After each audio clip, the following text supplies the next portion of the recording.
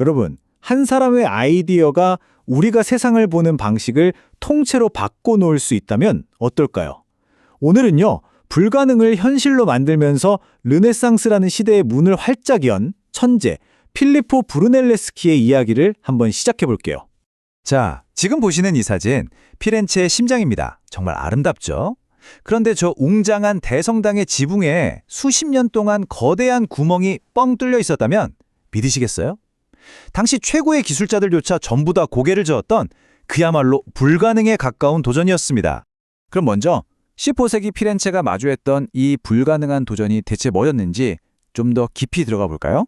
이 문제는요, 거의 한 세기 동안 피렌체를 괴롭혔습니다.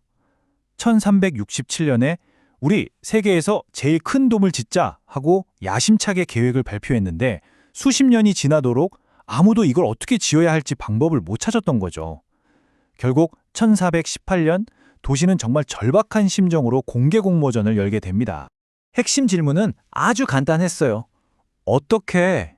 아니, 당시 기술로는요, 저렇게 거대한 돔을 쌓아올리는 동안 받쳐줄 지지대를 세울 나무도 방법도 없었던 거죠. 설사 어떻게든 세운다고 해도 그 엄청난 무게 때문에 결국 와르르 무너져 내릴 게 뻔했습니다. 그야말로 진퇴양난이었죠. 그런데 바로 그때였어요. 한 남자가 나타납니다. 필리포 브루넬레스키. 그는 정식으로 건축 교육을 받은 적도 없는 이 분야에선 소위 말하는 아웃사이더였습니다. 이력을 보면 정말 독특해요. 원래는 금을 다루는 세공사였고요.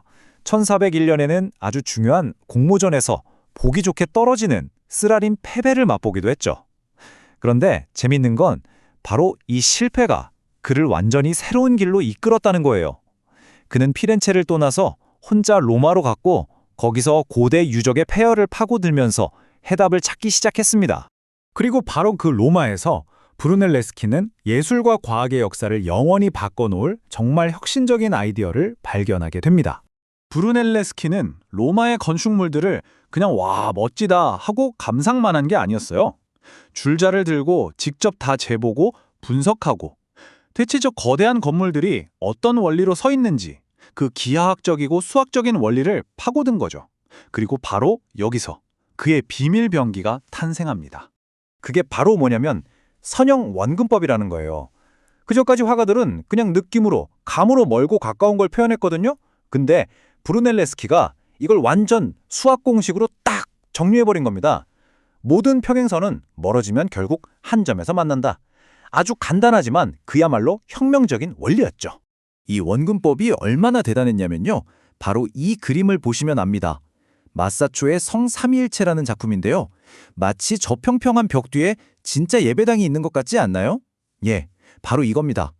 2차원의 평면이 3차원의 깊이감 있는 공간이 되는 마법. 바로 이 순간 시작된 거죠. 원리는 생각보다 간단해요. 딱 세 가지만 기억하면 됩니다. 내 눈에 위치인 시점, 그림이 그려지는 화면, 그리고 모든 선들이 모여서 사라지는 소실점. 이 세 가지가 어떻게 연결되는지만 알면 와, 이제 누구나 3D 세상을 투리 종이에 그릴 수 있게 된 거예요. 자, 그런데 여기서 궁금한 점이 생기죠. 이 그림 그리는 기술이 대체 저 피렌체 성당의 구멍이랑 무슨 상관이냐? 어떻게 이게 연결되는 걸까요?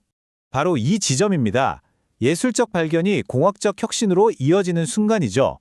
3D를 2D로 그릴 수 있다는 건 거꾸로 말하면 머릿속에 있는 복잡한 3D 구조를 종이 위에 미리 완벽하게 설계할 수 있다는 뜻이거든요. 그는 전통적인 방식을 버리고 완전히 새로운 해법을 내놓습니다. 돔을 두 겹, 그러니까 이중 구조로 만드는 거죠. 내부 돔이랑 외부 돔이 서로를 지지하면서 같이 올라가는 방식이에요. 거대한 버팀목 없이 돔이 스스로의 힘으로 서게 만드는 그야말로 발상의 대전환이었습니다. 그의 계획은 정말 혀를 내두를 정도로 치밀했어요. 뼈대를 세워서 무게를 쫙 분산시키고 돔 안쪽에 거대한 쇠사슬을 둘러서 돔이 바깥으로 터져나가려는 힘을 꽉 붙잡았죠. 심지어 수십만 개의 벽돌을 들어올릴 새로운 기중기까지 직접 발명했습니다. 이건 그냥 설계도가 아니었어요. 말 그대로 모든 문제를 A부터 Z까지 다 풀어낸 하나의 완벽한 공학 솔루션이었던 겁니다. 그리고 이 엄청난 공사가 끝나는데 걸린 시간? 바로 16년입니다.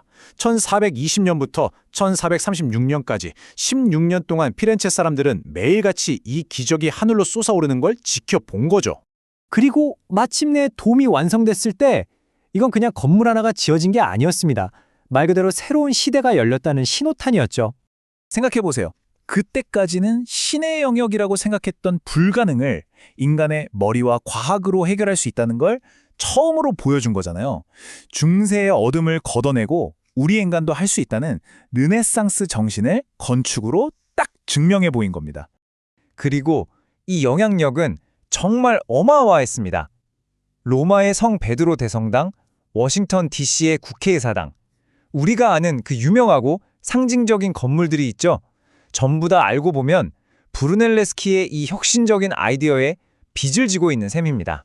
근데 놀라운 건 그의 유산이 건축에서 끝나지 않는다는 거예요. 그가 발명한 기계들은 나중에 레오나르도 다빈치에게 영감을 줬고요. 설계를 미리 보려고 만들었던 작은 모형 있죠? 이게 오늘날 우리가 쓰는 프로토타입의 시작이었어요.